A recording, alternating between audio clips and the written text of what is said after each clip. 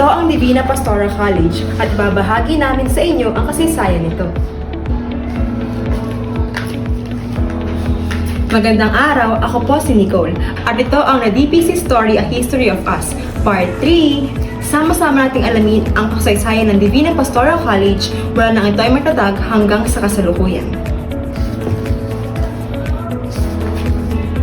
Ngayon po, magkatanong tayo sa mga Divinians ng ilang mga katanungan. Magandang araw po, ano pang pangalan nyo? Nico Pascual po. Anong grade and section nyo po?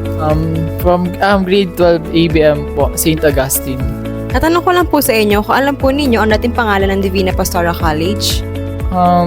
Sa pagkakalam ko po, una pong pangalan niya is Divina Pastora Academy. Salamat po.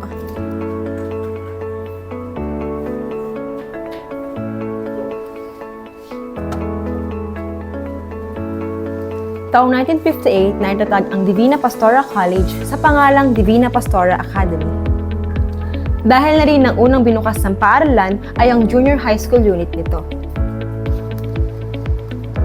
Makalipas ang 2 taon, binukas na rin ng Divina Pastora Academy ang kindergarten unit nito noong 1960. Kailan naging Divina Pastora College ang Divina Pastora Academy?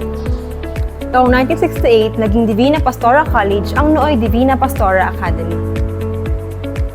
Dahil na rin sa pagbubukas ng college department ng DPC.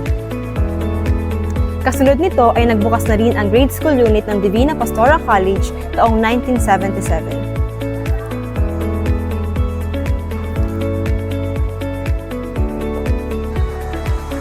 At makalipas ang mahigit 40 taon, itinatag na rin ng Divina Pastora College ang kanilang senior high school department bilang tugon sa K-12 curriculum ng Department of Education. Ito ang ating kwento, Divinians. Ito ang kasaysayang humubog sa ating pagkakakilanlan. Ito ang #TatakDivinian.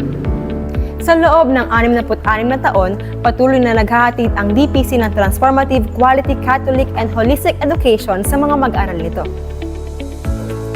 Maging bahagi ng Divina Pastora College. Magtungo lamang sa mga sumusunod na website para sa mga karagdagang impormasyon. Maaari rin kayo magtungo sa aming paaralan. Sa mga nais magpa-early registration, nagsimula na ito noong March 11 at patuloy na tumatanggap sa mga nais magpa-early register. Magbubukas ang enrollment sa June 2024. Ako po si Nicole at ito ang The DPC Story, A History of Us. Follow for more!